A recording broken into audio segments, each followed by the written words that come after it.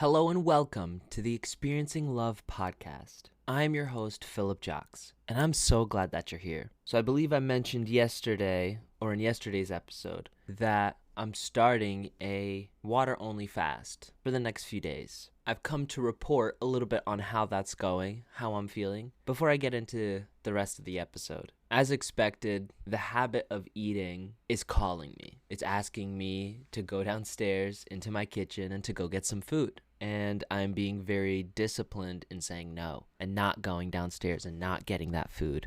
And so I'm also learning a lot about myself.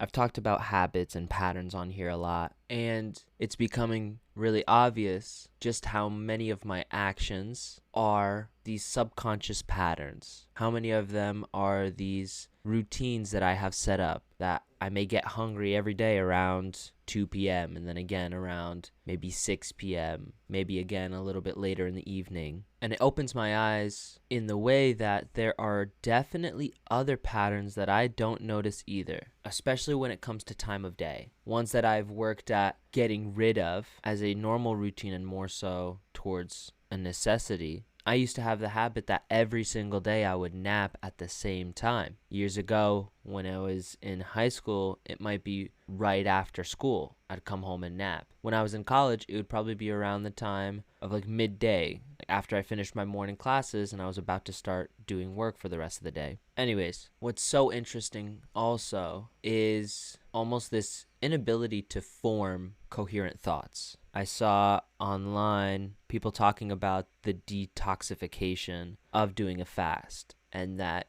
often people will feel that fatigue, maybe a headache, a bit of brain fog. And I actually find it fascinating just how different it is to record this right now versus how I normally feel when I'm recording. It almost feels like I am walking through honey and I'm just taking one step at a time, just trying to get to the next thought because I can't rapid fire like I usually do. And what I wonder is if I'm trying to speak from my head right now, and if it would change if I was really in my heart, if I was really speaking from my heart. So part of what I'm doing right now is just talking, just getting into the routine of talking. Or maybe not routine, but getting into the rhythm. That's the word.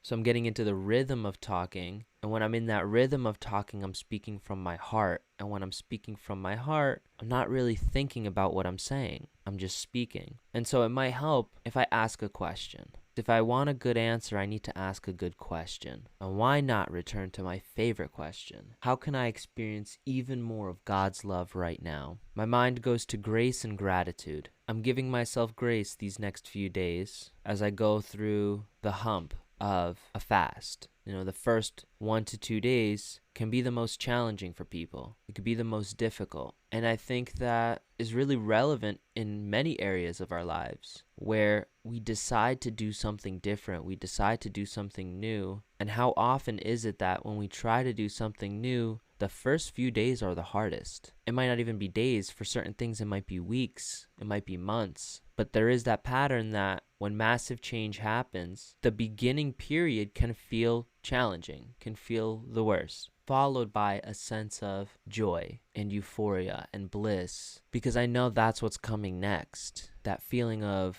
no hunger. So I'm giving myself grace and feeling what I'm feeling, accepting it, and then also gratitude. How grateful I am to be where I am right now. I'm at a place in my life where this is a choice. I'm able to choose to do this water-only fast. And that being said, I could also choose not to do it. I'm grateful that I have food in my kitchen. This is purely a choice. I'm detoxing my body, yes. And I'm also fortunate enough that I have food. And not just food, but I also have clean water to drink. And then that just reminds me of all the things that I'm thankful for. I'm thankful that I have a roof over my head. I'm thankful that I have a lifestyle and a routine right now where I don't have to worry about doing too much heavy lifting, or I don't have to worry about overextending myself. I could take it easy for a day or two because I know I got led to do this fast for a reason, and I know that everything else is going to work out how it's supposed to. I'm reasoning with myself now, and I'm understanding myself now that I need this cleanse to do what I like to call a factory reset on my body. I just want to change things up. start anew without starting anew.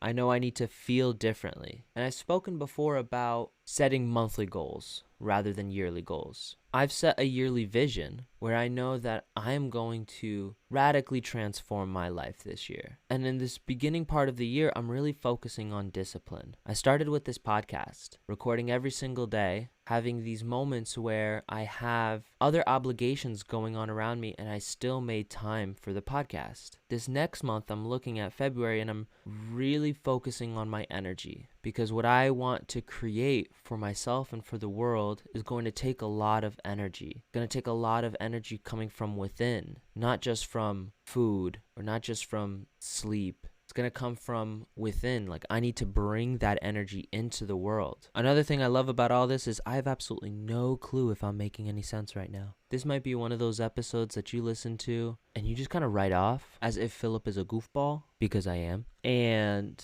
you just kind of move on to the next episode. That's all good with me, honestly. Because like I said, January is about discipline. I'm putting in that work. I'm experiencing God's love for me right now. God loves me. I feel God's love. I feel what the universe wants for me right now.